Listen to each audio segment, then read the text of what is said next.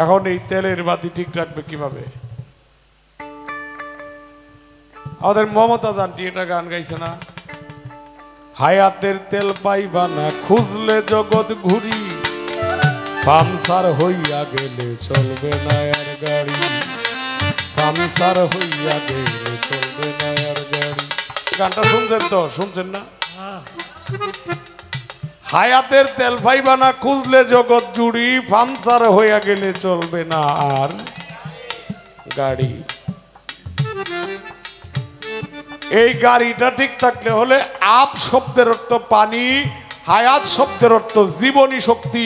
এই জন্য কবিতার গানের মধ্যে বলছে, সেইখান হইতে কোন বা পথে যাই গো ভক্তের কলমেতে, তাতে ভক্তের কলম গেল জানি। কোন দরজায় উকি দিলে বাতেনি, বাতেন অর্থ কি গোপন, জাহের অর্থ প্রকাশ। কোন দরজায় উকি দিলে বাতেনি, মসজিদ একটা সামনে মিলে, কোন নামাজ হয় দরজা খুইলে। একটা পাখি ইমাম হইয়া গুপ্ত নামাজ দেয় পড়াইয়া, অবশেষে 3 সাগরের পানি দেয় খাওয়াইয়া। হ্যাঁ আস্তে বাজাইও না।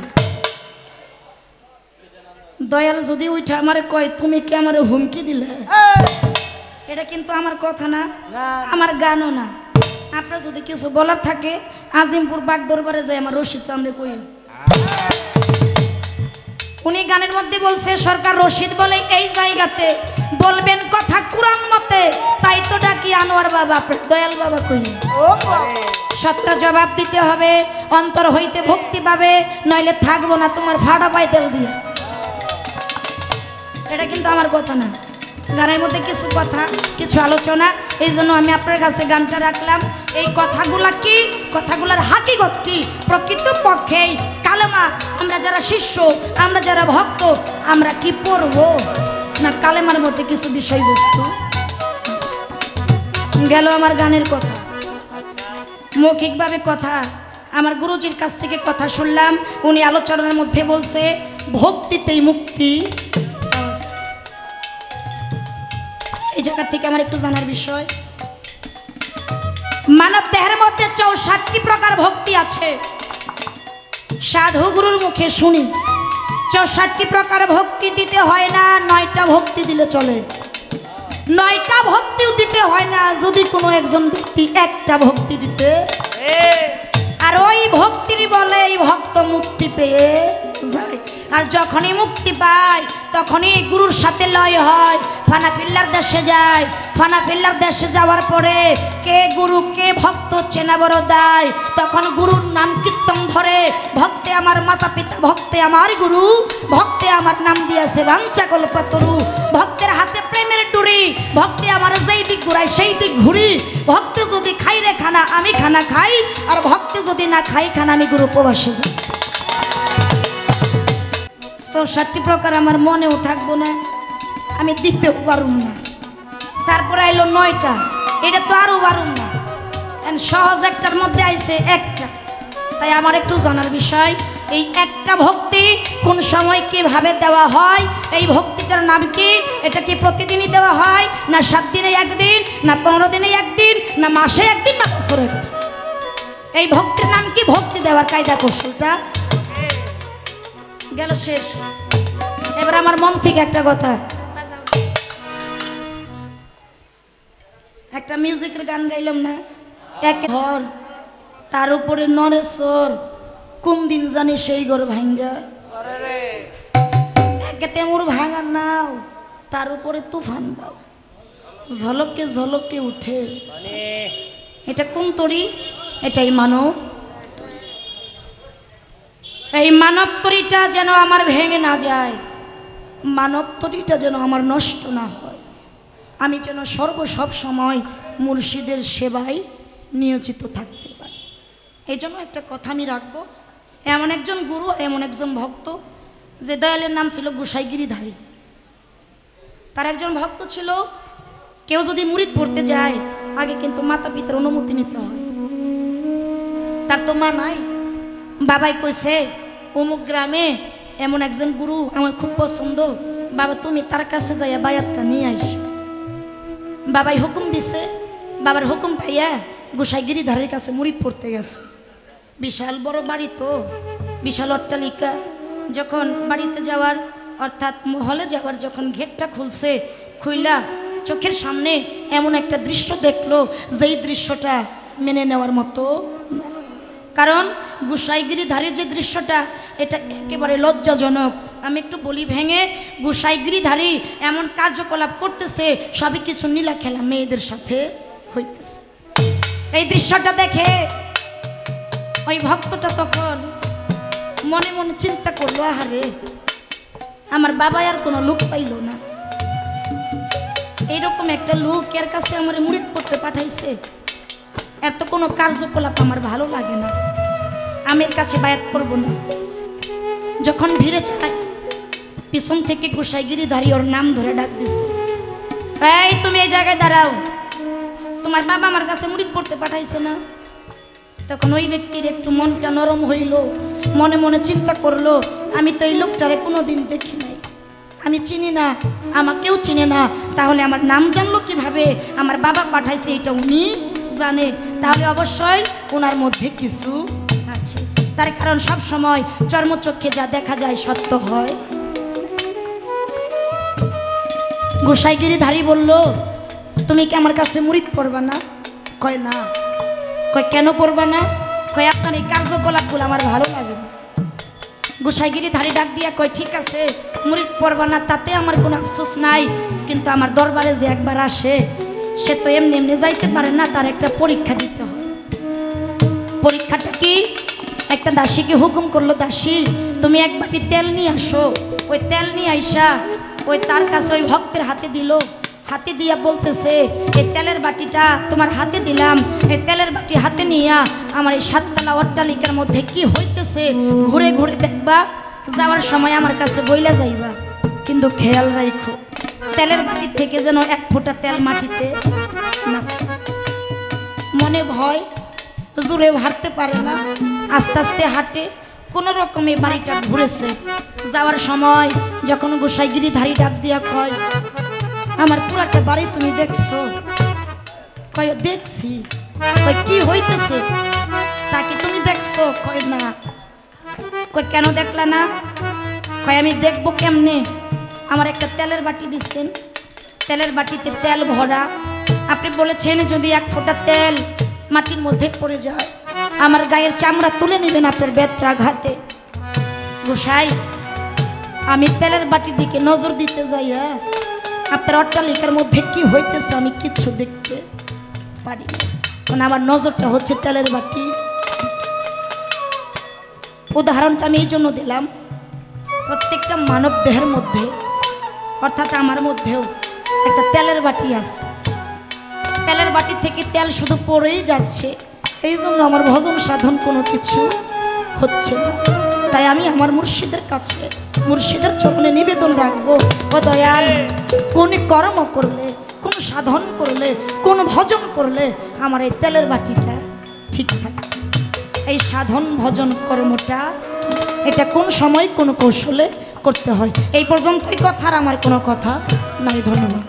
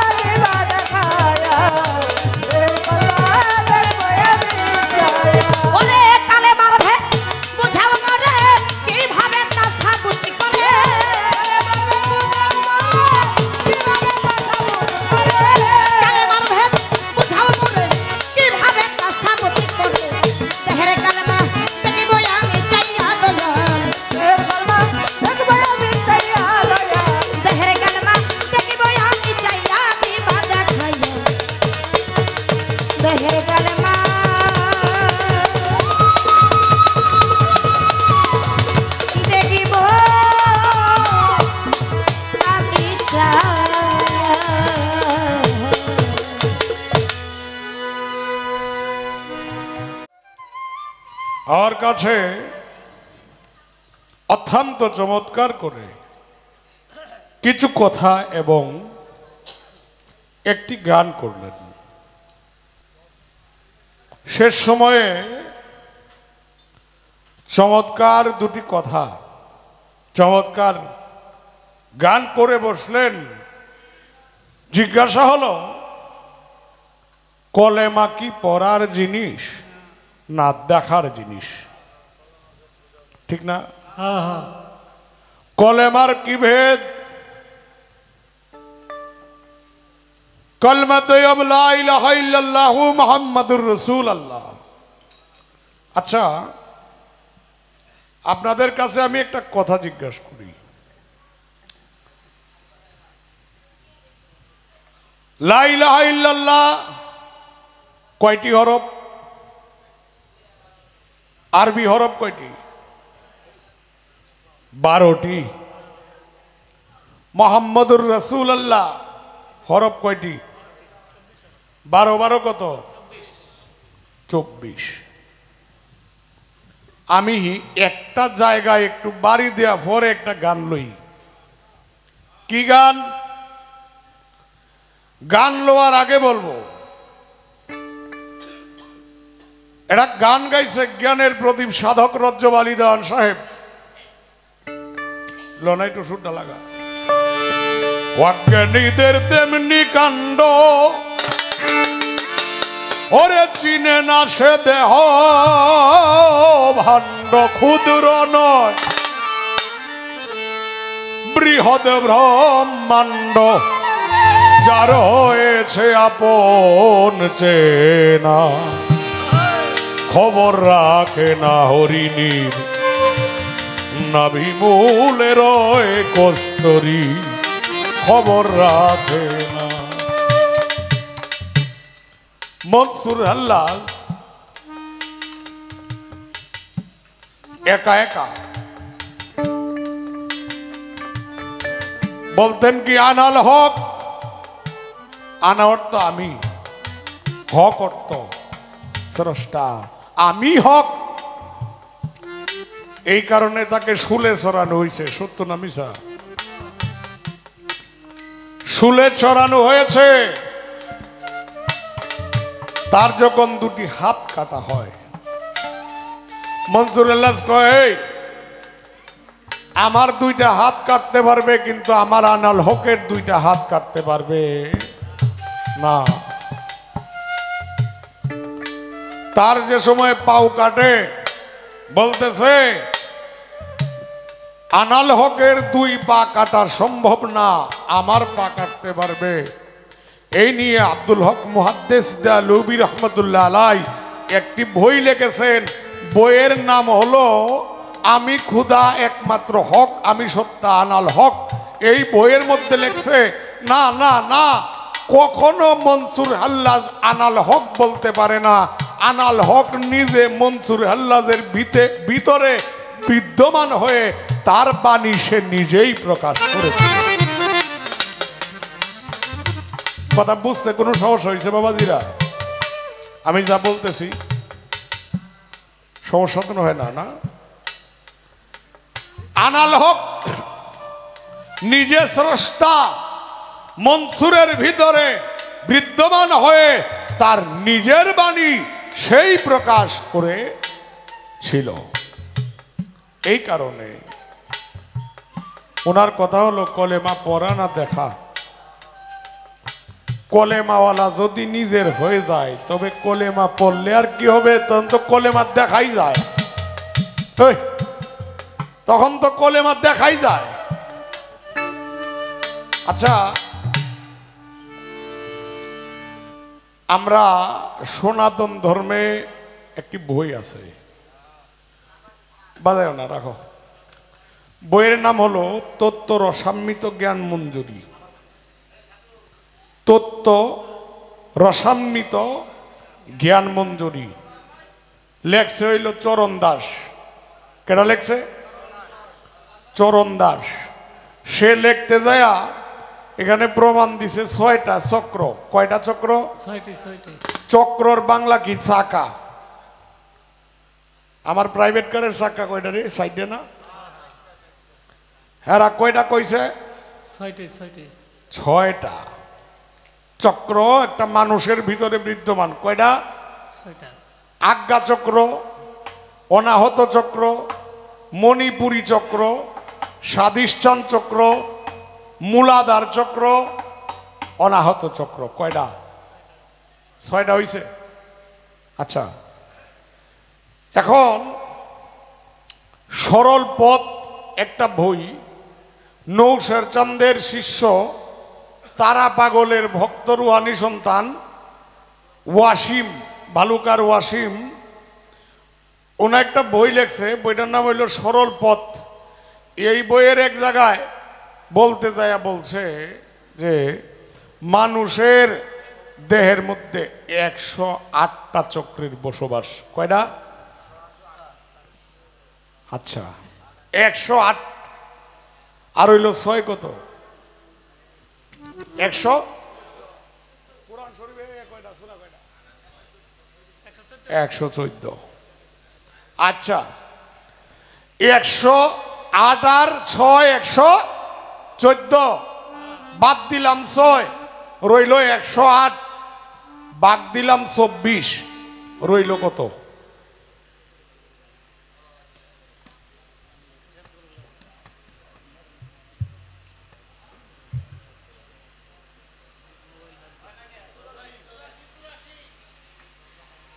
একশো 8 ভাগ 24, 84 হইল কিভাবে? 24.5। দেখেন ক্যালকুলেটর মিলে 24.5, মানে মানুষের দেহের মধ্যে 24.5টা চন্দ্র। কয়টা? 24.5টা চন্দ্র। এই 108 থেকে বাদ দিয়ে 24 বানায়া সাধকগণ আরেকগণ তারা একটা ইয়া করছে 24.5 চন্দ্র। এই 5-এর ধরছে আধা, আর 24 তো 24। এই কারণেই অর্ধরতি দিয়া আমি এবং শিল্পী সরকারের জন্ম হয়েছে। আর এই 24টা বেদেই হলো কলেমার লা ইলাহা ইল্লাল্লাহর 12, মুহাম্মদুর রাসূলুল্লাহর 12। রাখলাম এই পর্যন্ত, একটা গান গাই।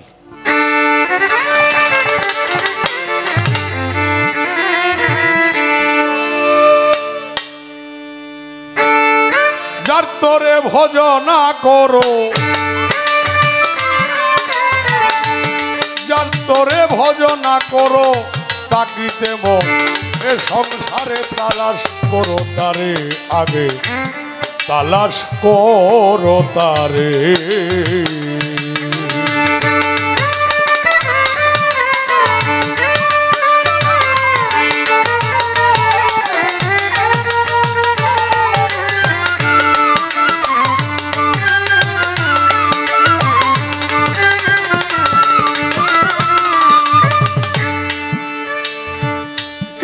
যদি হজ করিবা কুরবান বাই দেখবে আপন ঘরে কাবা, অতিশয় মন লুবা দিল দরিয়ার পারে।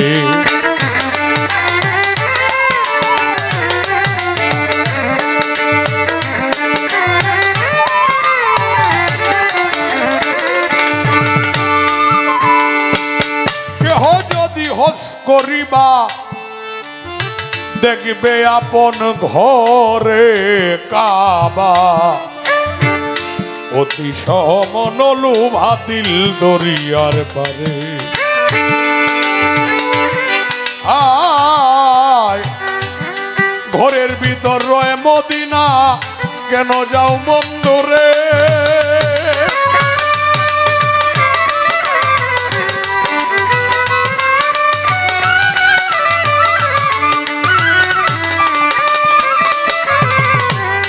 ঘরের ভিতর রয় মদিনা, কেন যাও বন্ধুরে? চোখ বুঝিয়ে চেয়ে দেখো, চোখ বুঝিয়ে চেয়ে দেখো, ফেরেশতারা সেজদা করে তালাশ করো তারে রে মন, তালাশ করো তারে।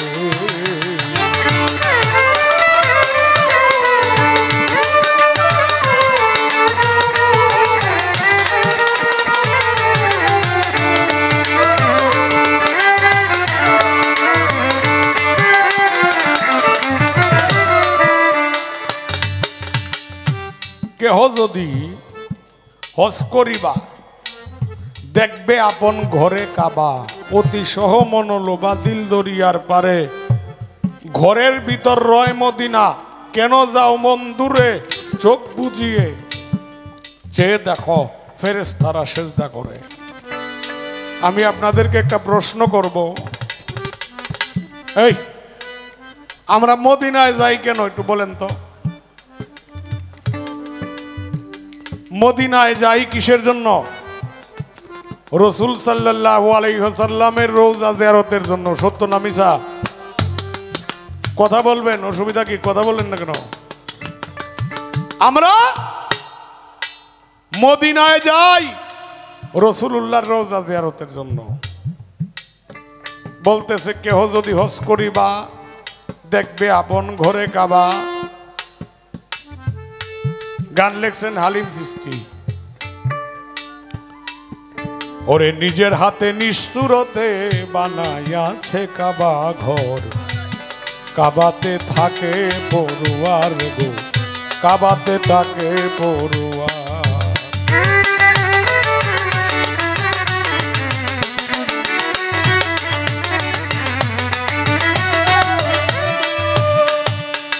শুধু মুমিন কেউ যাইও না ওই না কাবা ঘরে, সেজদা দিতে যাইয়া তোমার শিরক হইতে পারে।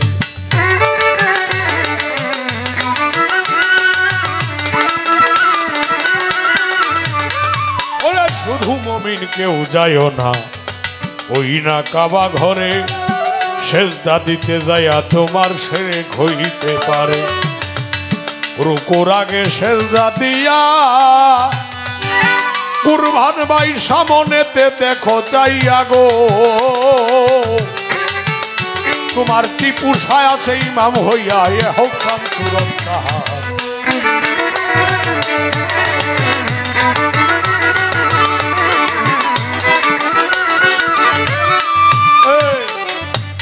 কি গানটা কার? হাসান চিশতির। কি নিজের হাতে নিষ্ঠুরতে বানাই আছে কাবা ঘর, কাবাতে থাকে পড়ুয়ার। শুধু মুমিন কেউ যায়ও না ওই না কাবা ঘরে, সেজদা দিতে যায়া তোমার শিরক হইতে পারে। মুসলমানের সেজদা দিলে ওই কাবার ডাকনি খুলে দেখবে স্বয়ং দুরজালালে জিন্দা মানুষ বরাবর। এটা কোন কাবা? এই কাবার নাম হলো জলিল কাবা। আপনাদের দেই কইয়া। আর যে খানায়ে কাবা সেটা ইব্রাহিম খলিলুল্লাহর আমলে নির্মাণ হয়েছিল, তাকে বলা হয় কাবায়ে খলিল। আর মানুষের ভিতরে যে কাবা, সেই কাবার নাম হলো কাবায়ে জলিল। যে কারণে বলছেন ঘরের ভিতর রয় মদিনা, কেন যাও মন দূরে? যদি কাবা থাকে তাইলে মদিনা আছে না? আছে। মদিনা আছে কোথায়? লাকাত জাকুম রাসূলুম মিন আনফুসিকুম। আল্লাহর রসুল মানুষের আনফাসের সঙ্গে আসে আর যায়। তাইলে মক্কাও আছে, মদিনা আছে। এখন মক্কা মদিনা আপনি চিনবেন কিভাবে? আমি আনোয়ার চোখে দেখি, বেশি দেখি না তো নাকি? দেখছেন তো নামায় মঞ্চেতে দুইজনে ধইরা, আরেকবার আনেও দুইজনে ধইরা। আমি রেডিও কলোনি আপনারা সাবার বইয়া চা খাইতেছি, একজনে যদি আয়া আমারে জিগায় ভাই টিপুসার মাজার কোন দিকে, কি কইয়াম আমি? কিছুক্ষণ আগে তো গান গায়ে গেলাম, জিগাইতেছে টিপুসার মাজার কোন দিকে। এই আমি কইতে পারবো? আমার সাথে একজন লোক লাগবো। যদি জিগায় আমি কইম টিপুসার মাজার থেকে আইছি, কিন্তু মাজার যে কিভাবে যাইতে হবে, টিপুসার দরবার কোন দিকে, এটা আমি বলতে পারবো না। আমার তো এটাই কইতে হবে। আর যদি আমার বাসিওয়ালার কাছে কে জিগায় টিপুসার মাজার কোন দিকে, তাহলে সে বলতে পারবে না। কেন পারবে জানেন? সে তো দেখায়। আমি চর্ম চোখে দেখি না, যে কারণে টিপু সার দরবার কোন দিকে এটা কইতেও পারি না। এখন দেহের মক্কা মদিনা চিনলে আরেকটা মক্কা মদিনাওয়ালার কাছে যেতে হবে। এটা কেডা? যার শোনে নাই প্রেম প্রীতিরে, যার শোনে নাই প্রেম প্রীতি, তার পূজায় কি মন বসিবে। জানো না রে ও ভ্রান্ত মন, কিসে গুরু ভজন হবে।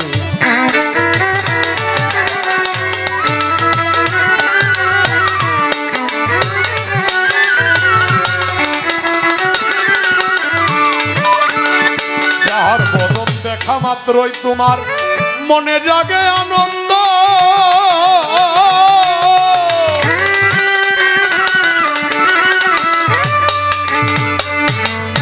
তারে বুকে ঝরিয়ে ধরো, সেই তো স্বয়ং গোবিন্দ। তার প্রতি অঙ্গে প্রতি অঙ্গ করিও গোবিন্দ সঙ্গ।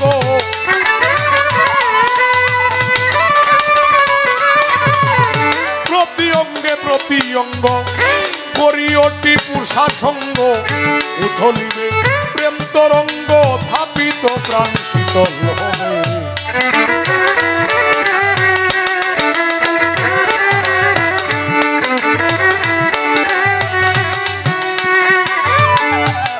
যে চিনে তার কাছেই যেতে হবে, আর যে চিনে না তার কাছে যাইলে আর কোনো কিছু হবে না।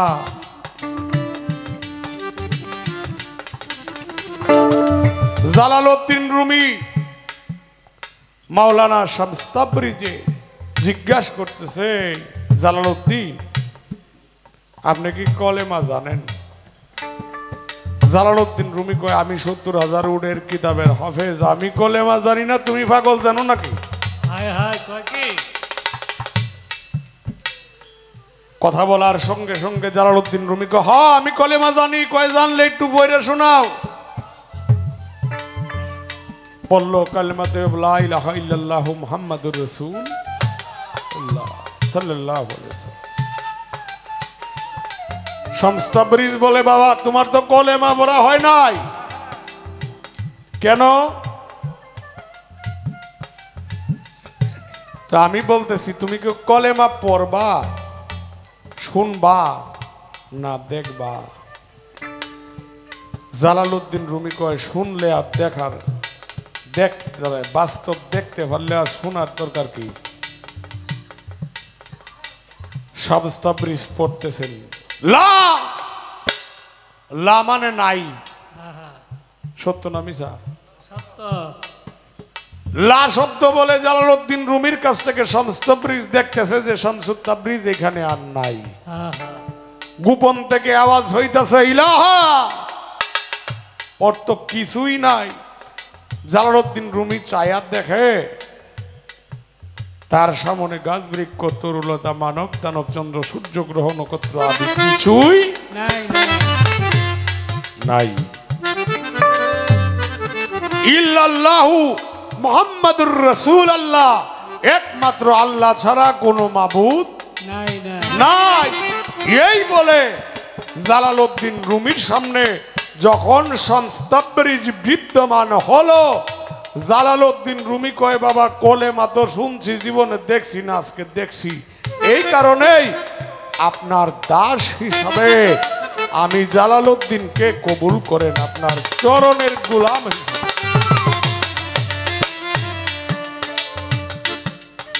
বাবা কলেমা দেখলে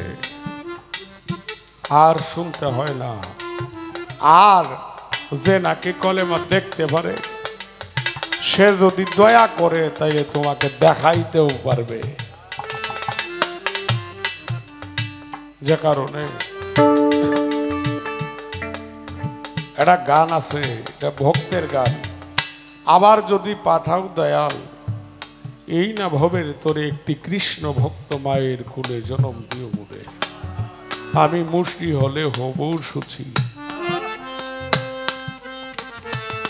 ও দয়াল, আবার যদি আমাকে পুনর্জন্ম করো তবে একজন গুরু ভক্ত মায়ের কুলে জন্ম দিও, যেন আমার সাধন হয়। কবিয়াল বিজয় সরকার বলেছেন, তোমার নামে নয়নে মোর অশ্রু ঝরে যেই, তুমি আছো দয়াল আমার বড় প্রমাণ সেই। আমার জ্ঞান বিজ্ঞান আর যুক্তি প্রমাণ কোনো কিছুর দরকার নেই, তুমি আছো দয়াল আমার বড় প্রমাণ সেই। জ্ঞান বিজ্ঞান যুক্তি প্রমাণ আমার কোনো কিছুর প্রয়োজন নেই, তুমি যে আছো এটাই আমার বড় প্রমাণ। এই কারণেই আমার কাছে আরেকটি কথা জিজ্ঞাসা, কি ভক্তি? এই ভক্তি নববিধা ভক্তি 9 প্রকার 64 প্রকার ভক্তি জিজ্ঞাসা না? তাইলে একটা ভক্তি দিলেই মুক্তি পাওয়া যায়, এটা কিভাবে? মাসে না সপ্তাহে না 15 দিনে না 15 দিনে? করিলে নামাজ বন্দিগি সর্বঙ্গ হবে নাকি, বিনয়ে ডাকছে খাকি আয় রে আমার ঘরে।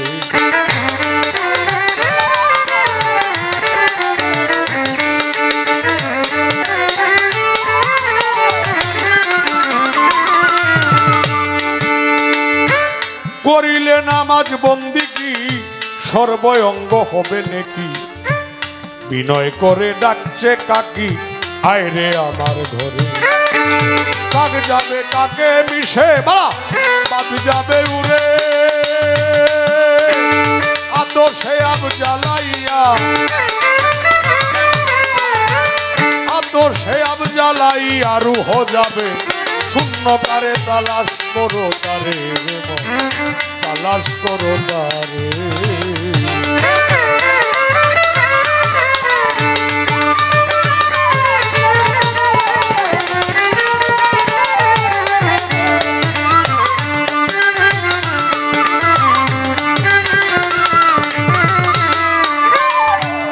জালালে কয় শুভবাণী আব হায়াতের পানি, দেহের মাঝে আছে জানি চিনতে কয়জন পারে।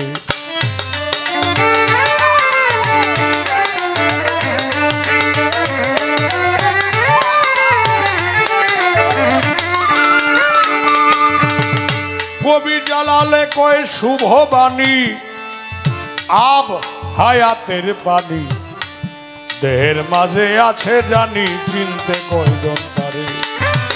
সরাবান্ত হুরা খাইলে যাবি অমরপুরে,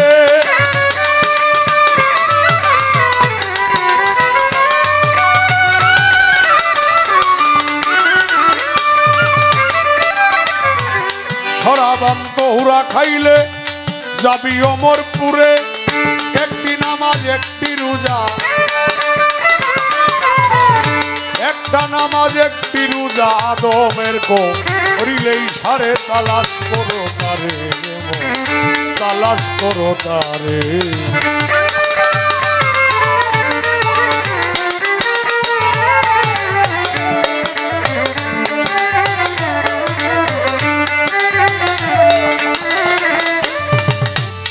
জালালে কয় শুভবাণী, সামনে যা আছে তা কই।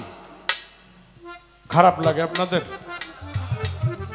টিপু শাহর দরবারে আরেকবার আসছিলাম, আমার সঙ্গে মনে হয় দুলন সরকার গাইছিল না? অত্যন্ত সুন্দর একটা গান হয়েছিল, এবং আমি জানি যে আপনারা গান শোনার মানুষ না, আপনারা গান শুনতে শুনতে নিজেরাই গান হয়ে গেছেন। কারণ পালা গান শুনে এরকম মানুষ বাংলাদেশে হাতে গোনা কয়েকটা দরবার, এর মধ্যে আপনাদের দরবারে আমার কোনো কৃপণতা নাই। কইলাম না যে 6টায় আইছি, 8টায় তুললেও গানে আমি রাজি ছিলাম। কেন জানেন? আপনারা ভাববিনে জালাল একটা গান গাইছে, গানটা হলো এরকম, অচেনা এক ভাবের পাখি হৃদ আকাশে উড়ছে সদায়, ভাববিনে কি ভাবের মানুষ ধরতে পারা যায়।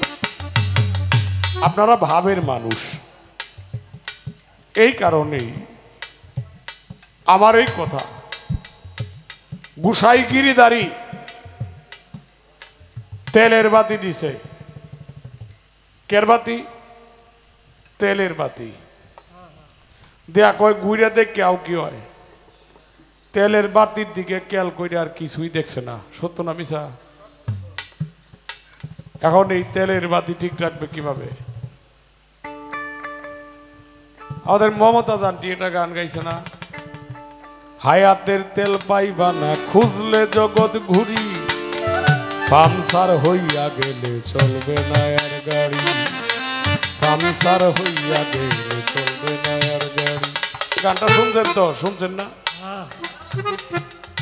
হায়াতের তেল পাইবা না খুঁজলে জগৎ জুড়ি, পামসার হইয়া গেলে চলবে না আর গাড়ি। এই গাড়িটা ঠিক থাকলে হলে আপ শব্দের অর্থ পানি, হায়াত শব্দের অর্থ জীবনী শক্তি।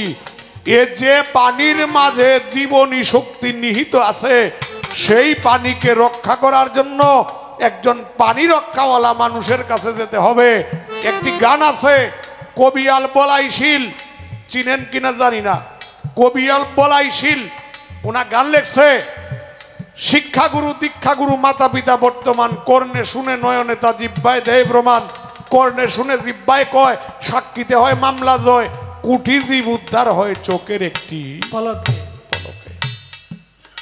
গুরু বলে যারে ডাকো চিননি সেই মানুষটিকে, হাজার হাজার কর্ম করি হাজার হাজার কর ঘুরাই, বীজের উদ্ধার না হইলে জীবের উদ্ধার নাই রে ভাই। বীজের উদ্ধার করে যে দীক্ষা শিক্ষার গুরু সে, তা না ভোজে ভজিমুরা ঘুরা ঠাকুর ভেড়াকে, বাপ দেখে ফির ধরলে হবে না। আমি যদি উদ্ধার না হইতে পারি তাহলে সে নিজেই উদ্ধার হইতে পারে না, আমারে করবো কিভাবে? কি খারাপ কইলাম আলাপ? কারণ আমার ফরিদপুরের একজন মহাসাধক আয়নাল বয়াতি, ওনার সঙ্গে একটা গান হয়েছিল দুবাসাইল মুকলেশ্বর দরবারে। আমি জিজ্ঞাসা করছিলাম, বাবা গুরু শিষ্য পালা ছিল, ওনা গুরু আমি শিষ্য। জিজ্ঞাসা করছিলাম, বাবা আমি নিজেকে নিজে উদ্ধার করলে কিভাবে করতে হবে? কইছে, বাবা রে তুই যে সময় আমার মার সঙ্গে, মাফ করবেন, তুই যে সময় আমার মার সঙ্গে রতিরণে যাস, এই সময় একটা বাচ্চা কানলে রতিরণের বিঘ্ন ঘটে, ঠিক যে সময় যাস আমারে লয়ে যাইস, তোর কোনো ক্ষতি হবে না। আমি বললাম, এই কারণেই আমার শিল্পী সরকার সন্ধানীকে উপদেশ,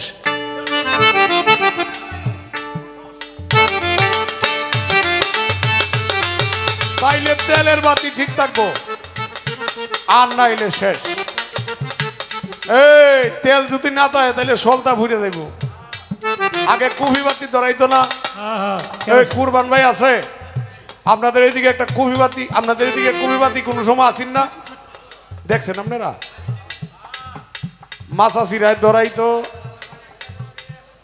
যখন তেল ফুরে যাইতো তখন বাতি নিবতো, নিবলে করতো কি, যখন যদি তেল করে না রয়েছে সলতাটা একটু বাড়াই দিছে, মানে উপরে একটু জাক না আমরা জাকি দেয়া, মানে এই যে রশি দেয়া যেটা, এটা একটু উপরে তুলে দিছে। আর এবার দেখছি তো আমরা দিলে যদি তেল না রয়েছে রিক্স নিয়ে বাতকাইছে, কিন্তু এর মধ্যে সলতাটা ফুইরা বাতির সমান সমান হয়ে গেছে। সত্য না মিছা?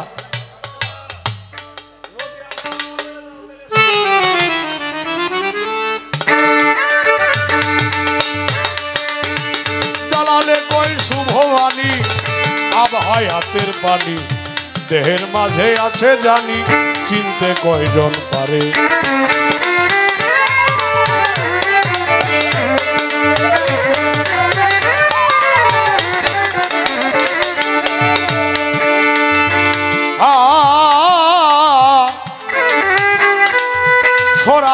সরাবান্ত হুরা খাইলে যাবি অমরপুরে।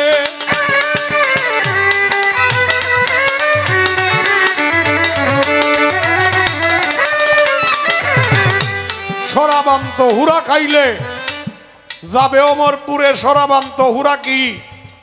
সরাবান্ত হুরা হইল গুরুর নাম। এই জন্য লালন শাহ বলছেন, ও তুই পরে দেখবি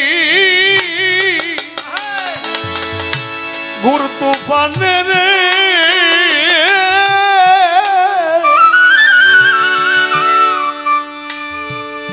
ও কুরবান বাই টিপু সাতর সামনে খারা তার ভরা কি যায় রে মারা।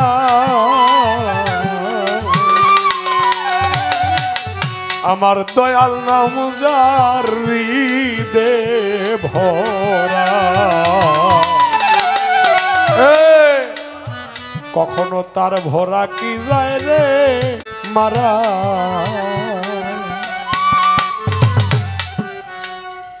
এই নাম যদি ভিতরে রাখে তেলের বাতি আর নষ্ট হবে না।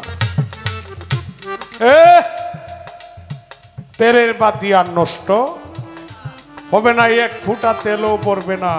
কিন্তু তেল পড়বে না, এটা কথা আছে। আমার উস্তাদ সুনীল বাবুর দীক্ষা গুরু,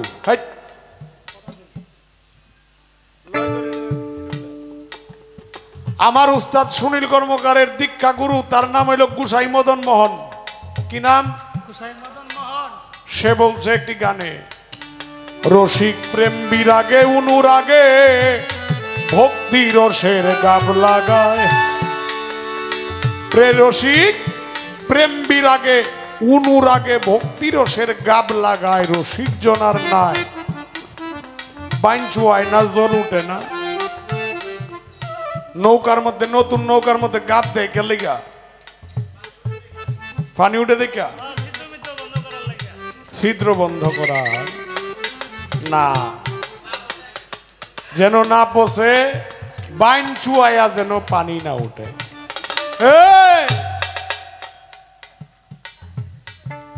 বাতির তেল যদি না পড়তে চায় তাইলে ভক্তি রসের গাব লাগাইতে হবে।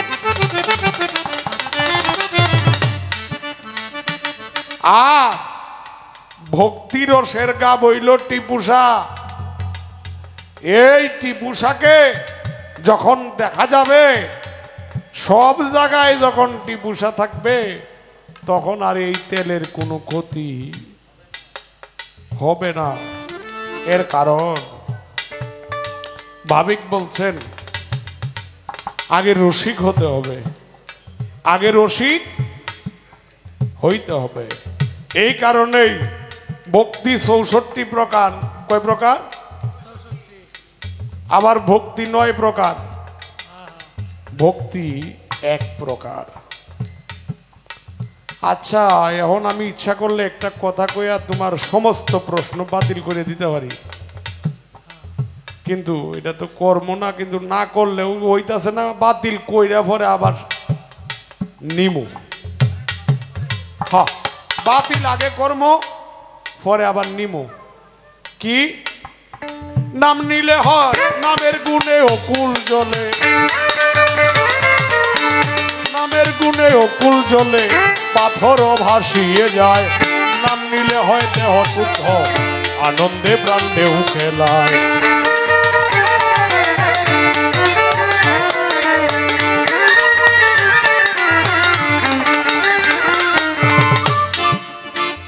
অনুমান হইয়ে ভক্ত নাম ধরেছিল খুবই শক্ত। চিড়িয়াক বুকেরই রক্ত বুকে সীতারাম দেখায়। যত সব পশু পাখি নাম নিতে কেউ নাই রে বাকি। জ্বালালে কয় জ্ঞানে রাখি, খুললে সবই দেখা যায়। নাম নিলে হয় দেহ শুদ্ধ, আনন্দে প্রাণ ঢেউ খেলা। একটা জিনিসেই চলে, আর কিছুই লাগে না। কি? গুরুর নাম। এই কথা যদি বিশ্বাস করি তাইলে 9 প্রকার 900 প্রকার 9000 প্রকার কোনোটাই মানি না।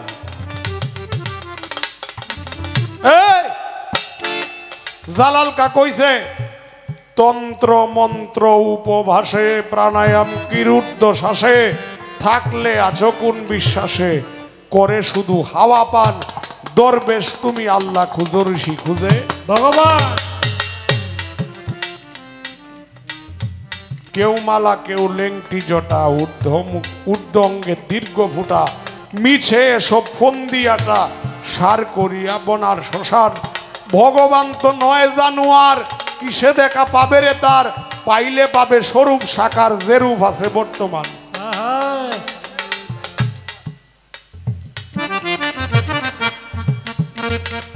এই ভগবান তো নয় রে জুদা খুদ নিয়ে হয়েছে খুদা কবি জালালের মন বেহুদা ঘুরছে শুধু পাহাড় ময়দান। আমি বলবো এখন আসেন ভক্তি 64 প্রকার 9 প্রকার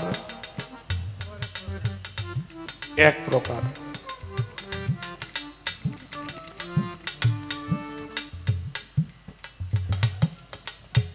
আপনার উস্তাদের একটা কথা কই, শরীয়ত ভাই আর কি আমারে ওনা আনোয়ার ভাই কইয়া ডাকে, আমি ওনারে ভাই কইয়া ডাকি। বহুবার গানে হইছে দেখা হইছে।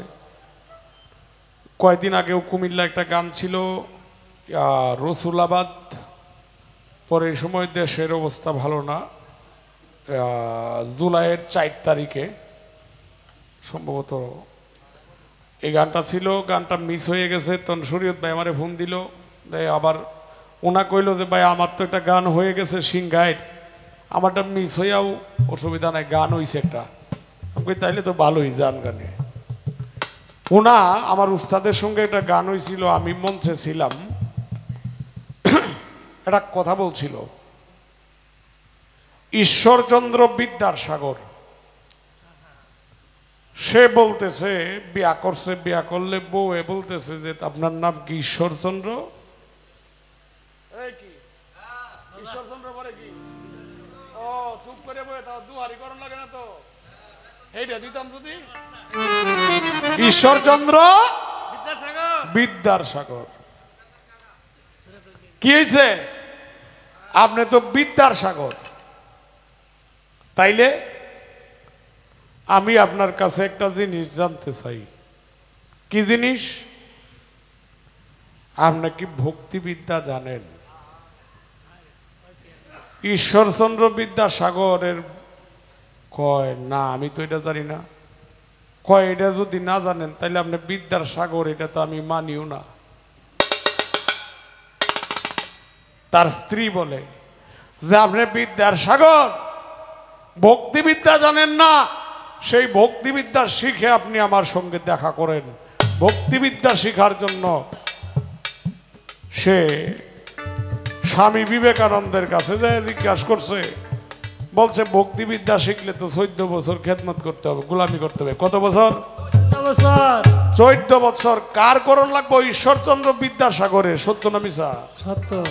যদি সত্য হয় তাইলে ভক্তিবিদ্যা কি? 64 প্রকার ভক্তি আর কি 9 প্রকার ভক্তি, 1 প্রকার ভক্তি। আমি বলতে চাই 64ও না 9ও না, আমার এই দেহের মধ্যে 64 অঙ্গে একটি ভক্তি আছে। সেই ভক্তি যদি গুরুকে দেওয়া যায় তবে আমাকে গুরু মুক্ত করে দিবে, যদি গুরুর দয়া হয়। এটা আমার দামি কইলাম। 64 অঙ্গে ভক্তি, আর সেটা দিতে হবে কোন সময়? গুরুর 2টা রূপ। রূপ কয়টা? 2টা। একটি হলো জামালি আর একটি হলো জালালি।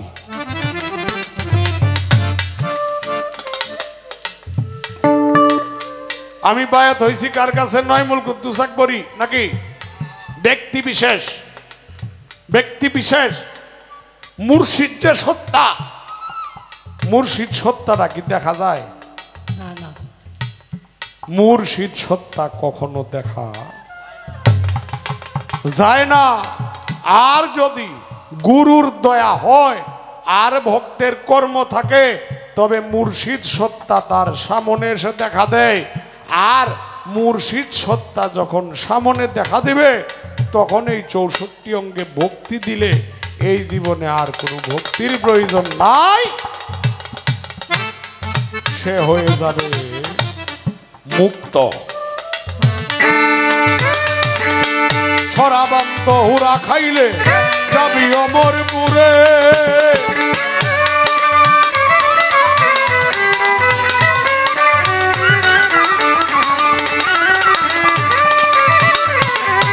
সরাবান্ত হুরা খাইলে যাবি অমরপুরে। একটি নামাজ একটি রোজা, একটি নামাজ একটি রোজা, আদমের কো রিলে সারে তালাশ করো তারে, তালাশ করো তারে। যার তোরে ভজনা করো, যার তোরে ভজনা করো থাকিতে মন সংসারে, তালাশ করো তারে, তালাশ করো তারে, তালাশ করো তারে, তালাশ করো তারে।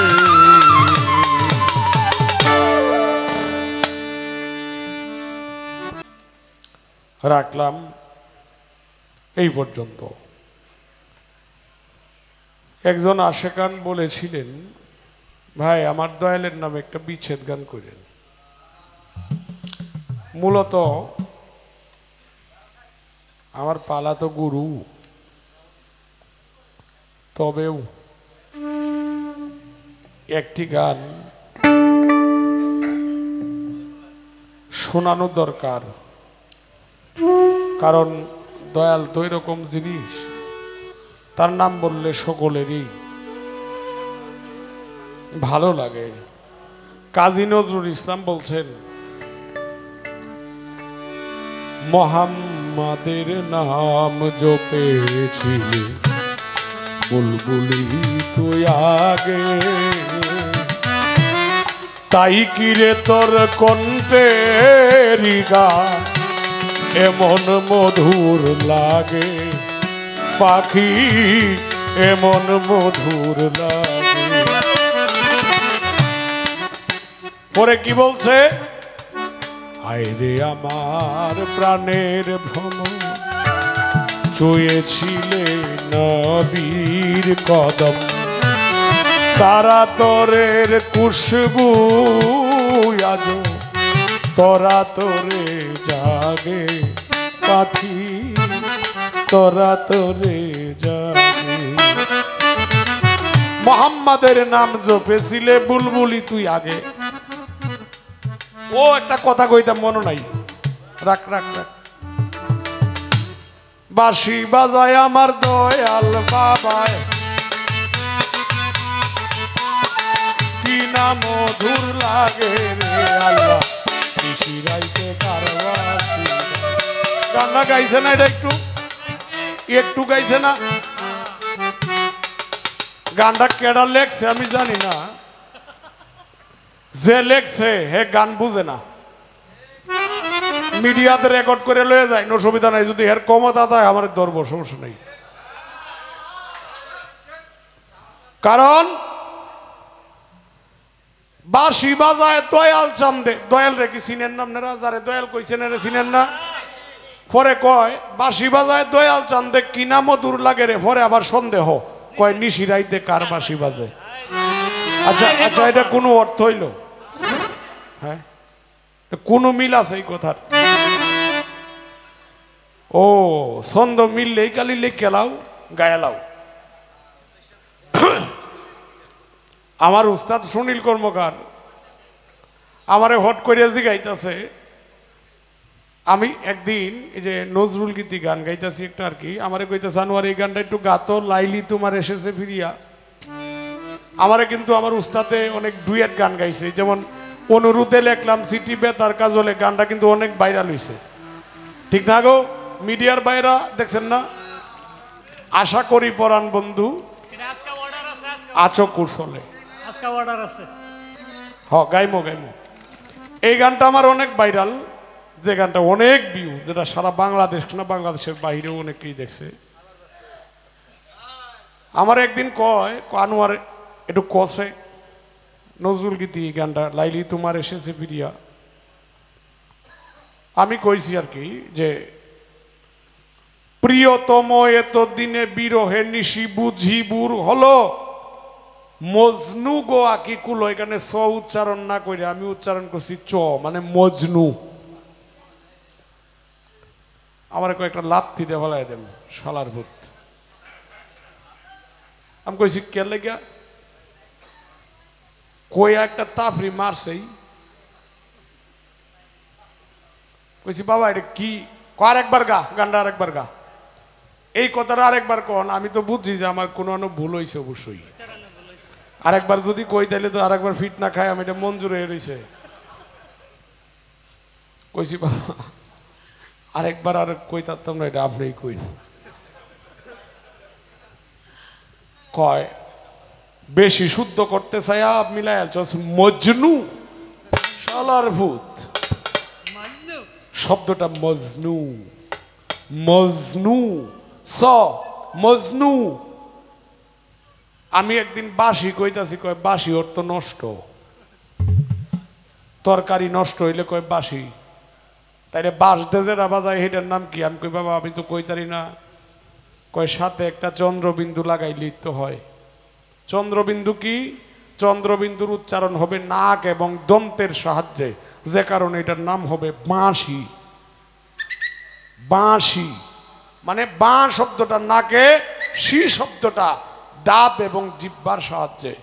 তো আমি বলতে চাই এই বৃহৎ বাংলাদেশের মধ্যে উচ্চারণ এবং জ্ঞানের মধ্যে আমি জানি না, আমার জন্য সুনীল কর্মকার আমার একজন মানুষ, এই মানুষের মতো আর মানুষ হবে না, যে নাকি চোখে দেখে না। সে যদি উচ্চারণ সম্বন্ধে একদম বিজ্ঞ থাকে, এটা কি তারে আল্লাহ দিছে না? তা আমারে বলতেছে কি জানেন, জানোয়ার আমি তোরে বুলদরি কোথায় কোথায়, তোর সামনে আমার অন্যান্য ছাত্রছাত্রীরা গান গায়, তাদেরকে বুলদরি না, তুই কি কষ্ট পাস না? আমি কই কষ্ট তো ভাই হেরারে ধরুন না, আমার এই মানুষের সামনে শরম দেন। কয় তোরে লজ্জা দেই কে লেগে জানোস? তুই আর আমি, আমি আর তুই, আমি এইরকম চাই। এই কারণেই বাবা তোমারে লজ্জা দিই, আর লজ্জা ভাই এই তুমি শিখবা। তো আমি বলবো আমার বাবাজি আমাকে অনেক ভালোবাসেন, আর ভালোবাসেন দেখে আজকে তার মতো না হইতে পারলেও মানুষ বলে যে সুনীল কর্মকার আনোয়ার গলা হুবাহুব। তবে যাই হোক, ভক্ত শিষ্য যাই বলেন, 3টা আসর চলে গেছে। এক আসরে কইলাম মালিক ভরসার, এক আসর কান্দুসা, আজকে টিপুসা। আমার ভালা গুরুই বলল। তো জানি না দয়াল কেন কিভাবে চালায়। একটা বিষয়, আজকের যে ভক্ত, আজকের যে শিষ্য, সে অত্যন্ত শক্ত শিষ্য।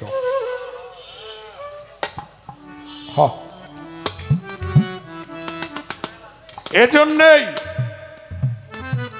আমি জিজ্ঞাসা করতাম না, দুই প্রশ্নের 2টা মঞ্চের মধ্যে মিছা কথা কই যাচ্ছে না। কোনো কোনো 2জন যে গাইছে, আরে সারা রাত্রে কিছু জিগাইছি। আজকে একটা প্রশ্ন জিগাইতাম, কে লেগে যেন মন চাইছে। জিগান জিগান। কারণ হলো ভক্ত বানানটা একটু আমারে কইরে দিবেন, তো বুঝি না যে ভ কয় ত সংযুক্ত সংযুক্ত ভক্ত। আমি জানতে চাই সংযুক্তটা কিসের সংযুক্ত? ই একটা কথাই শুধু ভক্ত এখানে সংযুক্ত।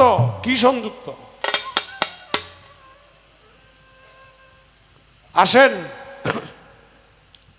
একদিন এক গুরু এক ভক্ত একটা মসজিদ বানাইছে। কি বানাইছে? মসজিদ বানায়া কেবলা নিয়ন্ত্রণ করতে যায় ম্যাপ ধরছে। ম্যাপ ধরে দেখে যে মসজিদটা বাঁকা। বাঁকা বুঝেন? তেরা আর কি। হ্যাঁ, বাঁকা তেরা। তখন আস্তে এই মসজিদের কাছে গেছে। গেলে যে মসজিদটা বানাইছে সে তার গুরুরে কইতেছে, বাজান মসজিদটা তো বেঁকা হয়ে গেছে, এখন এটা তেরার কারণে তো আমি কেবলাটা সঠিক করতে পারতেছি না, এখন এটা কি করব? কয়, আমারে যেহেতু শেয়ার করছো তাহলে একটা কাজ করো, তোমার একটা ভক্ত ভাই আছে। কি ভাই? ভক্ত ভাই, সে অমুক জায়গায় থাকে, তার কাছে যাও।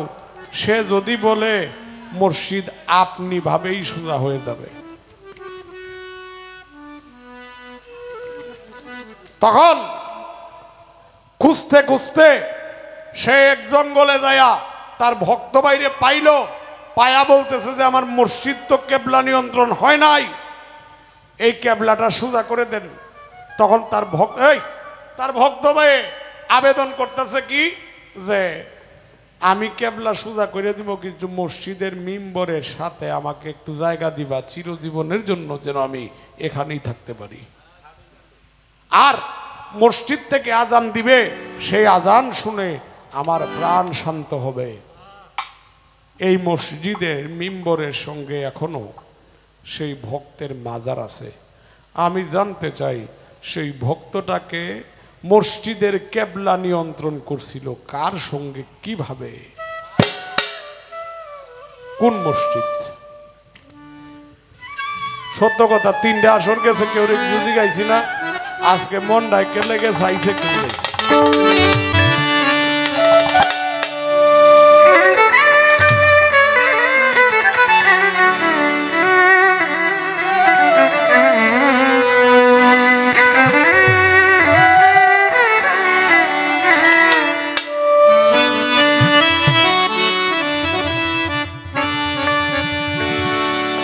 আমারে ভক্তের বিচ্ছেদ গান গাওয়ার জন্য বলতেছে যে আমার দয়ালের নামে একটা বিচ্ছেদ গান গাইবেন। ওনা মনে হয় টিপু সাহেব আমার এই ভক্ত। তো আমাকে যেহেতু গুরু দেওয়া হয়েছে, গুরু দেওয়ার দায়িত্বটা অন্য জায়গায়। তবে আমি যারা কমিটির লোক আছেন তাদের প্রতি আবেদন করব, গান কি আমি একটা গাইমো বিচ্ছেদ? কারণ এটা আমার গুরু হওয়াটা, গুরুর যেখানে জায়গা এখানে শিষ্যের জায়গা না।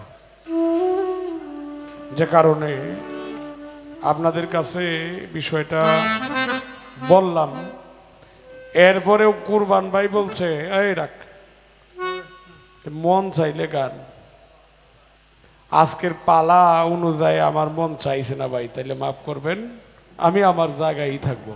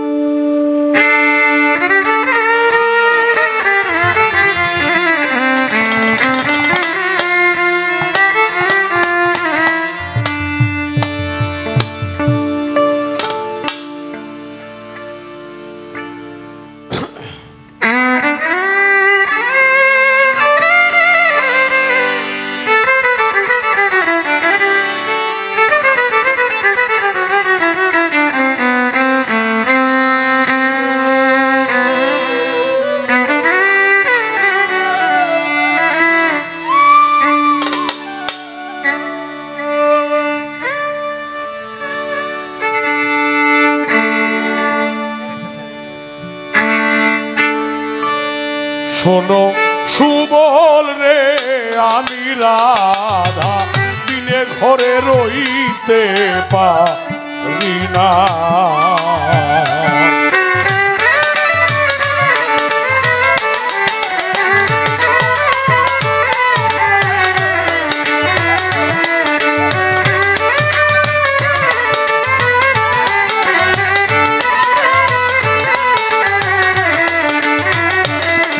রাধায় আমার প্রেম শোধা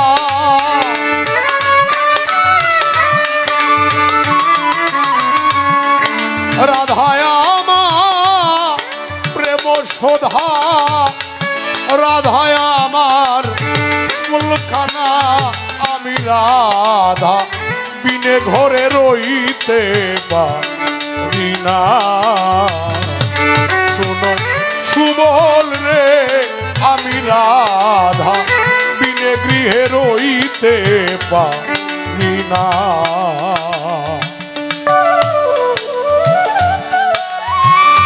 ও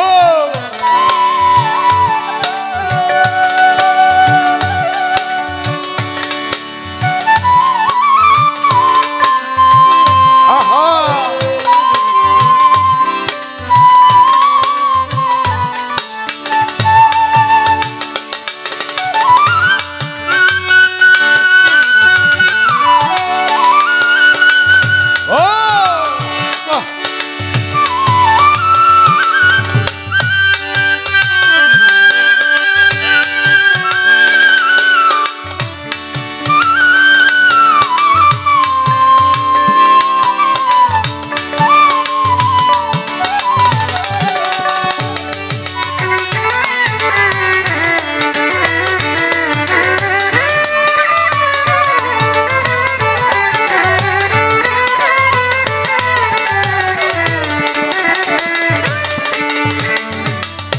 রাধা শব্দের অর্থ আরাধনাকারী, কৃষ্ণ শব্দের অর্থ আকর্ষণকারী।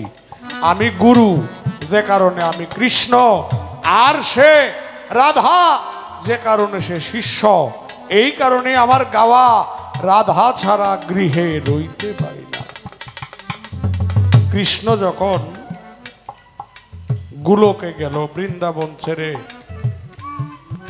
বৃন্দাবন ছাড়িয়া যখন গুলোকে গেল, সেই গুলোকে যায়া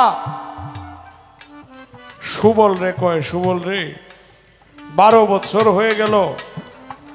যারা হিন্দু মানুষ তারা এটা কাহিনী অনেকেই জানে, মুসলমানরাও জানে। আমি কুবজার ফান্দে পড়ে 12টি বছর হয়ে গেল, কিন্তু আমার শ্রীমতী রাধারানী কেমন আছে তা তো জানি না। এমন একটা সময় ছিল সুবল রে, আমি তো রাধা ছাড়া একটা সেকেন্ডও থাকতে পারতাম না। এর জন্যই আমি গুরু হয়ে সে গানটি করছি। বৃন্দাবনে রাকাল ধ্বনি শুনি না আজ গুণ নিগুণ।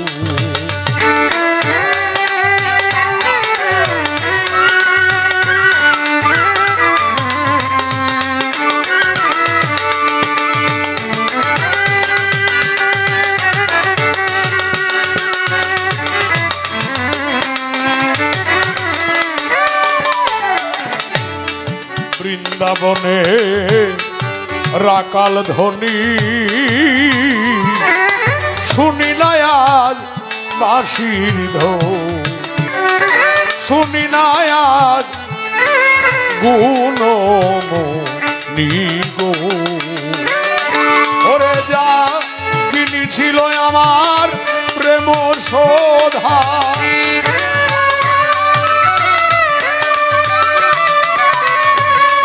যে ছিল মোর প্রেম শোধাতার, প্রেম ঢুরে আমি বাধা বীরে রাধা ছাড়া গৃহে রইতে পারি না।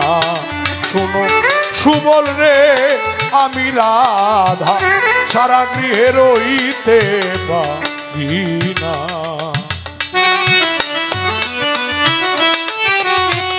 আহা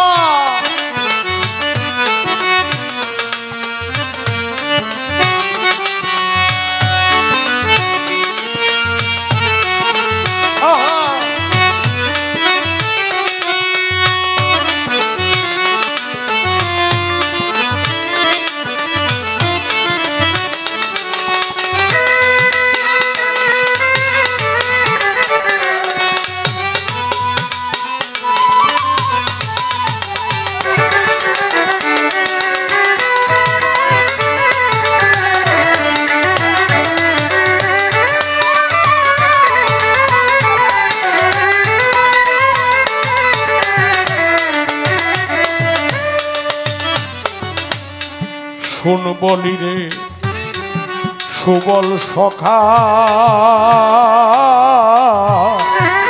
এনে দেখাও আমার রাধা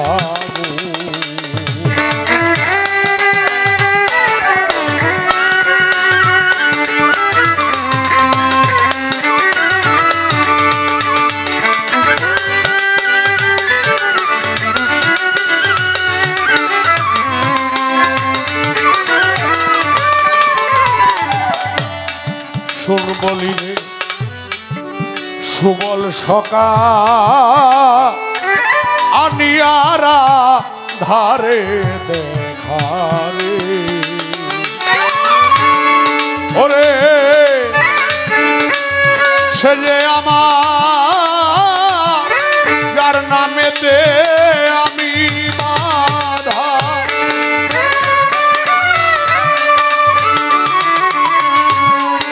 যার নামেতে আমি রাধা প্রমাণ জমু নার জলে আমি রাধা সারা গৃহে রইতে পারি না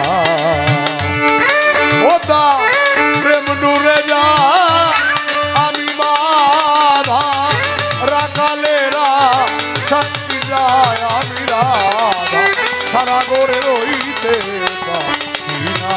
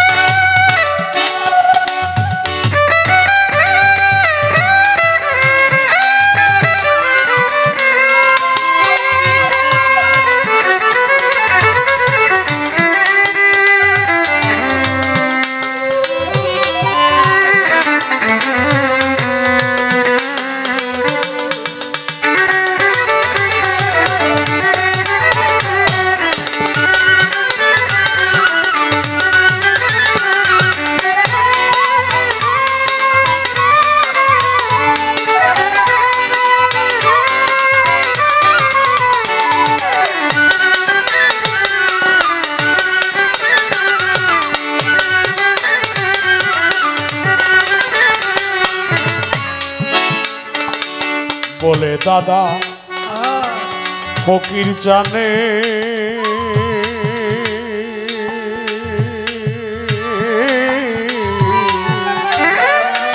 পাগল চন্দ্রে পাইবার আসে গো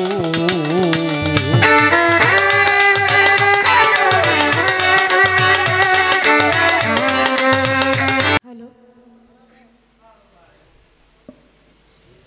তো যা হোক রাত্রি অনেকটা সময় হয়ে গেছে চমৎকারভাবে আলোচনার কথা যেখানে যা ছিল সে কথাগুলা মীমাংসা করলেন। বেশি কথা বলার সময় নাই, কারণ আমার পরে আবার উনি আরেকটা স্টেজ করবে, এজন্য আমার সময় একেবারেই অল্প। সারা রাত্রির মাঝে যে পালা নিয়ে আলোচনা আমরা উভয়ে করলাম, গুরু শিষ্যের পালা, শেষ পর্যায়ে এসে আমি ভাবছিলাম যে মনে হয় আমি আর দাঁড়াবো না, দয়ালি মনে হয় শেষ করে দিব, কিন্তু আমার আবার এই জায়গায় বাজায় রাখছে। শেষ মুহূর্তে এসে আলোচনা করে কথা বলে যেখানে যা লাগে সমস্ত কিছু দিয়ে গুরুজি বলতেছে কয় 3টা স্টেজ চলে গেছে, আমি কোনো কিছু বলি নাই। আজকে যার সাথে আমার গান হলো, আজকে দিয়ে 3 পালা আমি গুরু গাইলাম, আজকে শিল্পী সরকার শিষ্য গাইল। তো আজকে যিনি আমার শিষ্য উনি খুব শক্ত শিষ্য। 3 স্টেজ চলে গেছে, কোনো কিছু বলে নাই। শেষ স্টেজে আইসা আমার দয়ালের একটু মনে হয়েছে কিছু কইব। কি কইল? আস্তে। প্রথম কথা হয়েছে ভক্ত, শেষে এই যে সংযুক্ত হওয়ার কারণ কি? যাক, দয়ালের যে আমার এইটুকু আশা জাগছে। আমার দয়াল যে তুতা পাখির মতো কইছে, দয়ালের মুখের বাণী অমৃত সুধার চাইতেও অনেক বেশি। আরেকটা কথা, এমন একজন ভক্ত একটা মসজিদ নির্মাণ করছে, এটা তেরা বেঁকা হয়েছে। তার দয়ালের কাছে গেছে, দয়াল তারে দেখাই দিছে তার একটা তরিকার ভাই, যে তুমি তোমার ওই ভাইয়ের কাছে যাও, গেলে তেরা বেঁকাটা ঠিক করে দিব। গেছে ওই ভাইয়ের কাছে, যা কইতেছে আমি তো মসজিদ নির্মাণ করছি, কিন্তু আমার মসজিদে তেরা বেঁকা হয়ে গেছে, সোজা করে দেন। তো ওই তরিকার ভাই কইতেছে আমি সোজা করতে পারি, কিন্তু আমার জায়গা দিতে হইব ওই মসজিদের মেম্বারের সাথে, যাতে আমি সারা জীবন ওই জায়গায় থাকতে পারি। কারণ আমার দয়ালের কথা হইল, যে বানাইছে সে কে, আর যে মেম্বারের সাথে রইল সে কে। বিষয়বস্তুটা কি? দুইটা কথা আমার কাছে রাখছে। আমি আসলে কি আর বলবো, আমি তো জানি না কোনো কিছু। আমি কি কম, আমার উস্তাদের সাথে সেজন্য অনেক গান হয়। তো হঠাৎ করে এক স্টেজে বাজান দাঁড়াইয়া কইতাছে, কয় বাংলাদেশের মধ্যে এমন কোনো শিল্পী নাই যে আমার প্রশ্ন করে ঠকাইব। কয়েকবার কইছে, জন বইছে নি, তখন আমি জিগাইছি বাবা এটা কেমন কথা কইলেন? কি হয়েছে? বাংলাদেশের মধ্যে এমন কোনো শিল্পী নাই যে আমার প্রশ্ন করে ঠকাইবার পরে, এটা কেমন কথা? আপনার সাথে বড় শিল্পী নাই? কয় আছে, কিন্তু আমার ঠকাইতে পারবো না। আমি কই কে? কয় আমি খালি কম, আমি জানি না। আমি খালি কম, আমি জানি না, তাহলে কি আমার ঠকাইতে পারবো? আমি তো কোনো কিছু জানি না, জানার জন্যই তো আপনার কাছে আইছি। যে জায়গায় নিয়ে আপনি আমার ঠেকাইলেন, এই জায়গাটা আপনি কি আমার ক্লিয়ার করছেন? আস্তে, অনেক ইউটিউব চ্যানেল এই জায়গায় আছে। আজকে পালা কি? শিষ্য গুরু না? হ্যাঁ, ভালো। আজকের পালা হচ্ছে গুরু শিষ্য, গুরু ভক্ত না কিন্তু। তাইলে আপনি আমার শিষ্য রাইকে ভক্তের মধ্যে গেলে গেলেন। কয় ভক্ত লেখে লাস্টে এই সংযুক্তটা কিসের? পালা তো গুরু আর শিষ্য। যখন ভক্ত হয়ে যায় তখন তো তার কোনো কিছু চাওয়ার বাকি থাকে না। শিষ্য, সেবক, দাস, ভক্ত। যখন শিষ্য থাকে সাদা একটা কাগজ, ওই সাদা কাগজের মধ্যে গুরু যা লিখবো এইটাই লেখা হয়ে থাকবে। সেবক, সে দয়ালের সেবায় নিয়োজিত। দাস, তখনও সে দয়ালের সেবায় নিয়োজিত। যখন ভক্ত হয়ে যায় তখন ভক্তের সাথে লেনা দেনা। তখন গুরু এবং ভক্ত দুই মন মিশে এক মন। এর আগেও আমি বলে গেছি। তখন কিন্তু ভক্তি আশা করে না আমি গুরুর নৌকায় পার হব, তখন বরং গুরুই আশা করে তখন যেন ভক্ত আমাকে ভক্তের নৌকায় পার করে নেবে। তো আপনি কেমন ওই পর্যন্ত নিছেন? তা না নিয়ে শেষ লাস্টে এসে পর্যন্ত ঠেকাইলেন। খুব খেল। তারপরে দয়ালের যদি কৃপা থাকে, একটু দোয়া যদি থাকে, আমি বলার জন্য চেষ্টা। তো দয়ালের যদি কৃপা না থাকে তাহলে তো আর সম্ভব না। একটা গান করি, তারপরে যতটুকু না বললেই নয় ততটুকু বলে আমি আমার ভাবধারার থেকে একটা বিচ্ছেদে গান। দেখা যাক দয়াল বাবা টিপুসা কোন দিকে নেয়। একটা গান করি, তারপর দেখা যাক কোন দিকে যায়।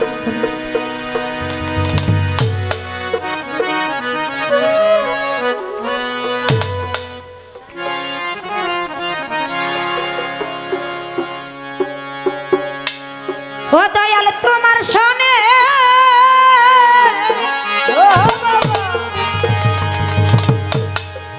প্রেমিক করি আয়া মহাপরাণ,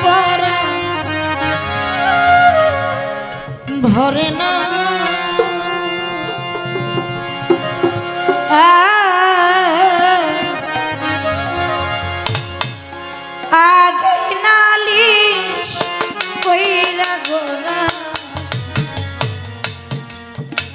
আবার যেন তোমার দেখা পাই।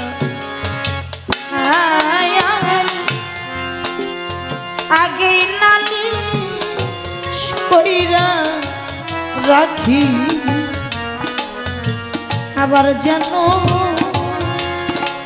তোমার দেখা ওরে দয়া তোমার সনে প্রেম করি আমার পরা ঘরে নাই দয়া তোমার সনে প্রেম করি আমার পরা ঘরে না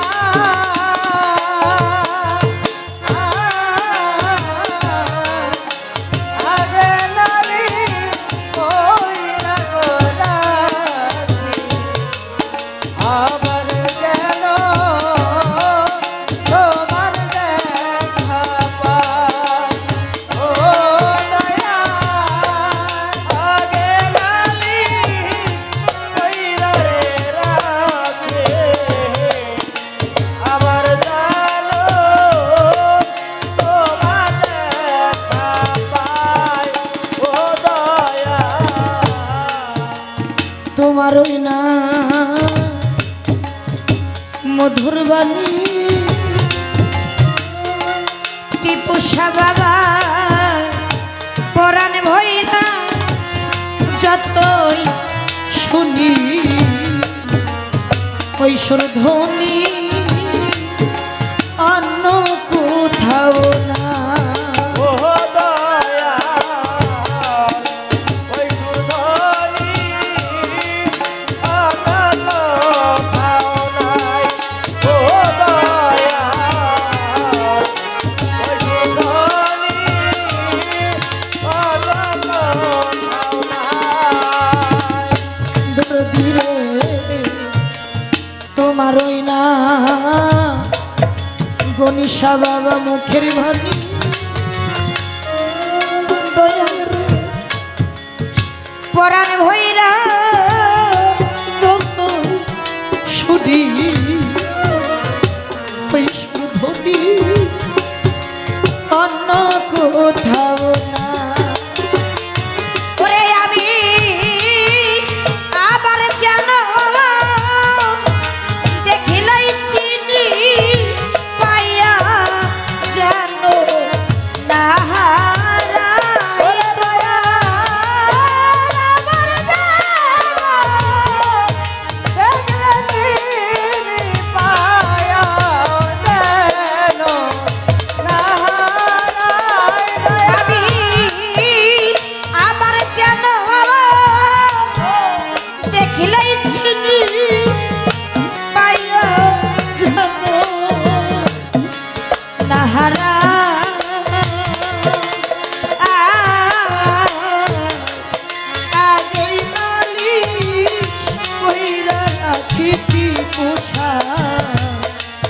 আবার যেন দয়া তোমার দেখা পাই।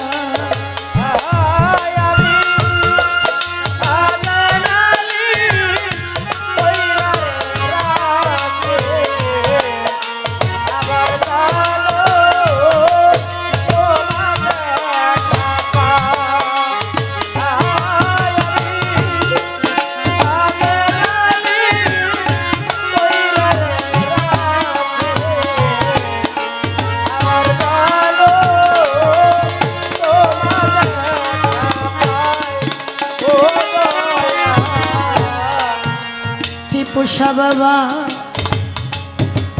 তোমার শোনে গণিশনে কত মধুর পনে কত নিশি জাগিয়া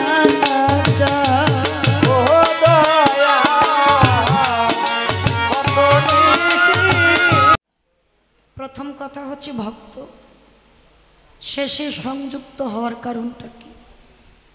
আমি শিষ্য, আপনি আমার গুরু। আপনি হচ্ছেন জাত, আমি হচ্ছি সেফাত।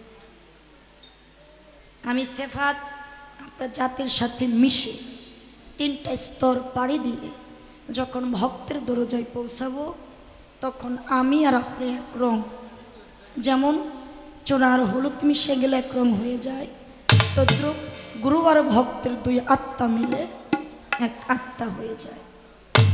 যেমন চুনার সাদা থাকে না, হলুদ আর হলুদ হয় না, তদ্রূপ গুরু আর ভক্তের 2 আত্মা মিশে এক রূপে রূপান্তরিত হয়, এক রঙে রঞ্জিত হয়। আপনি অনেক আগে বলে গেছেন, আমার মনে আছে, সিরাজ সাইজির স্ত্রীকে সিরাজ সাইজি বলেছিল, বিবি লালন যখন আমার বাড়ি আসবে তুমি তাকে আমাকে যেরকম সেবা করো ওই রকম তুমি তার সেবাটা করো। এক নোটা পানি নিয়া লালন সাইজির চরণ 2টা ধোয়াইয়া সিরাজ সাইজির আসনে বসাইয়া যখন চুল দিয়া মাথার গ্যাস দিয়া পা 2টা মুছাইয়া লালন সাইজির মুখের দিকে যখন তাকাইছিল, বিবি তাকাইয়া দেখে ওই জায়গায় লালন আর লালন নাই, শয়নে যেন সিরাজ সাই রূপান্তরিত হয়ে গেছে। আমির খুরসু নিজামুদ্দিন আউলিয়ার কথাটা বলছি। আমির খুরসু যখন ইহদান ত্যাগ করে তারা যখন মাটির কবরের মধ্যে শোয়ায়, তার একটা তরিকার ভাই পাগল দৌড়িয়ে আসছে, এসব ভক্তদেরকে তরিকার ভাইদেরকে বলতেছে, ভাই শেষবারের মতো আমার ভাইয়ের মুখটা আমারে দেখাও। পাগল তরিকার ভাই কথা শুই না, যখন বাকি তরিকার ভাইয়েরা আমির খুরসুর মুখের কাপড়টা খুললো, খুইলা দিয়ে দেখে ওই জায়গায় আমির খুরসু নাই, শয়নে যেন নিজামুদ্দিন আউলিয়া শুয়ে আছে। ভ্রমর পাগলা তুলা চাঁদের কাহিনী শুনছেন না? করটিয়া স্ট্যান্ড থেকে হাইটা গেল ভ্রমর পাগলা, ঘরের ভিতরে তুলা চাঁদের বৈশা থাইকে পায়ে ঠুসা পড়ে। এটা কি এমনি এমনি হয়?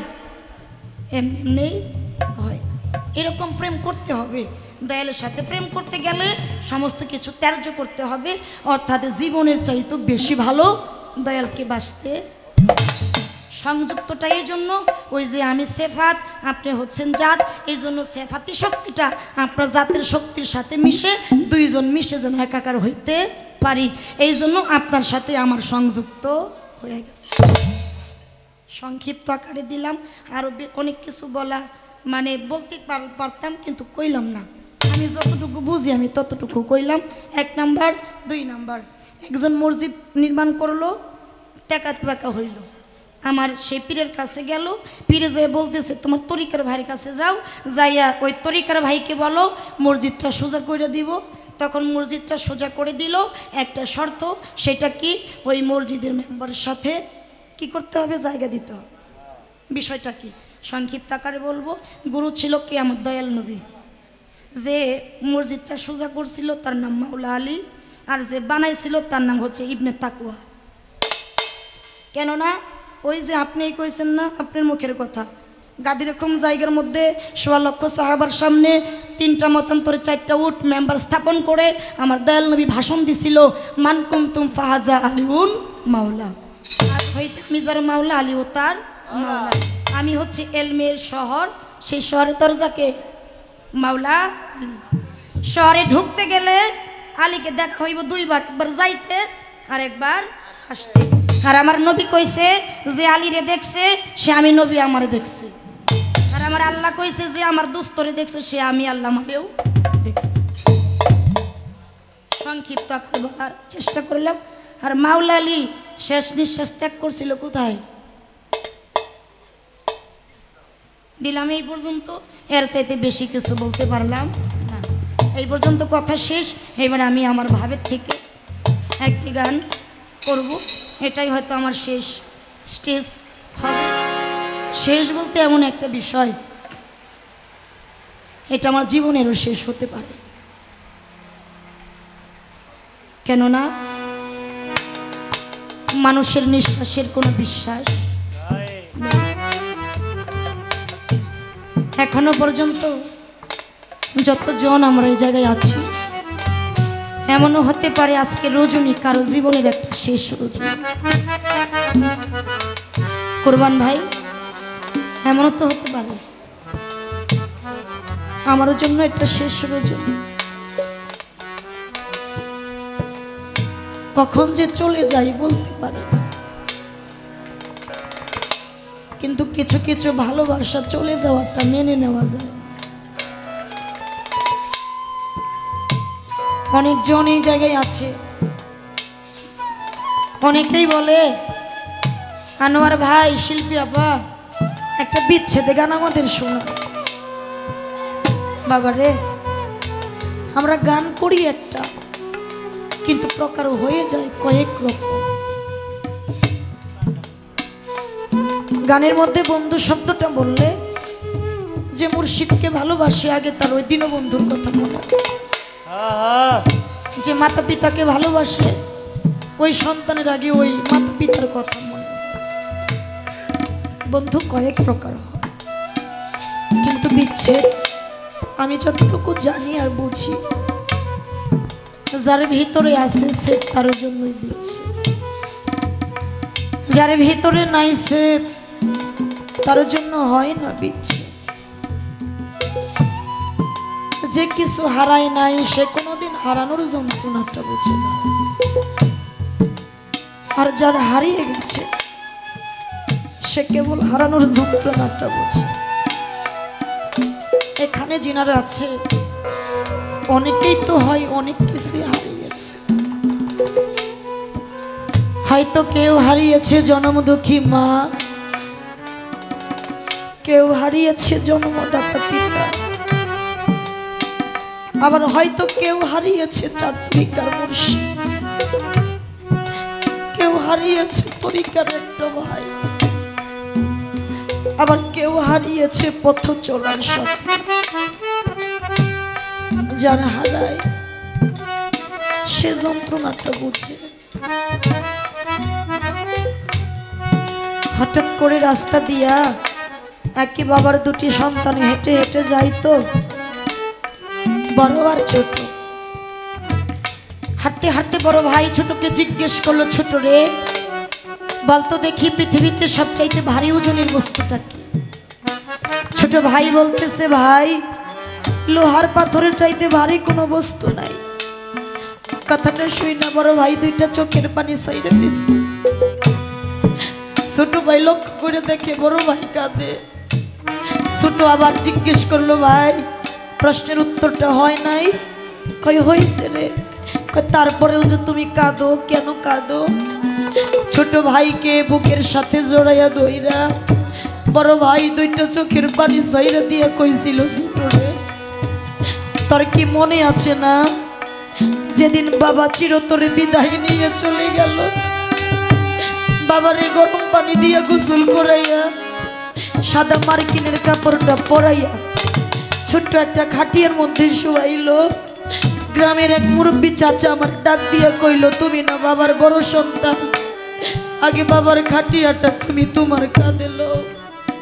ছোট রে বুঝি নাই তো আগে চাচার কথা শুই না, যখন বাবার খাটিয়াটা কাঁধে নিলাম, খাটিয়াটা কাঁধে নেওয়ার সাথে সাথে মনে হইল সারাটা দুনিয়া যেন আমার মাথার উপরে ভেঙে পড়ল। ছোট ভাই চিৎকার দিয়া কই, ভাই আমি তো বুঝি নাই, বাবা তো আমার এতিম কইরা জইলা গেছে। বাবা ডাকটা যে কতটা মধুর, যার জীবন থেকে চলে গেছে সে বুঝে। ও ভাই তুমি কিন্তু আমারে ভাই হারা কইরা যাইও না। যে সন্তান মা হারায় সে বলে মা ডাকটা যে সন্তানের কাছে কতটা মধুর। যার জীবন থেকে হারিয়ে গেছে সে বুঝতে পারে। যার মা নাই, যার বাবা নাই, যার বাড়ি নাই, যার মুর্শিদ নাই, তার মতো এতিম, তার মতো দুঃখী, তার মতো কপাল পোড়া এই জগতে হয় না। তাই হারানো আগুন যার ভিতরে চলে সেই তো বুঝে। তাই তো এই জায়গায় দাঁড়িয়ে বললে ভিতরে লাই গেছে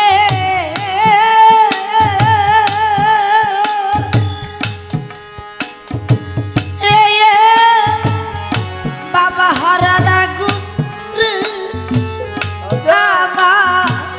আগুন নিভে না, জ্বালা জোড়া না রে, আমার জ্বালা জোড়াই না জ্বালা জুড়া না রে। ওরে আমার ভিতরে লাগাছে আগুন রে আমার আগুন নিভে না জ্বালা জুড়ায় না রে জ্বালায় আমার জুড়ায় না জ্বালা জুড়ায় না রে। বাবা ডাকেছে মধুর একটা ডাকুর যারে গেছে হারাইয়া রে, আমার জ্বালা জুড়ায় না।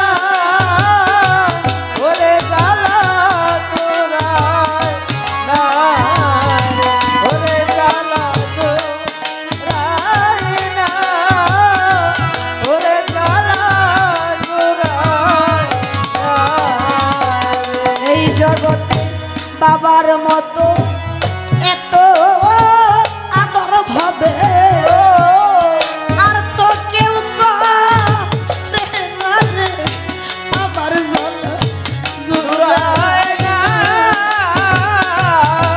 জ্বালা জুড়ায় না রে, আমার জ্বালা জুড়ায় না, ওরে জ্বালা জুড়ায় না রে।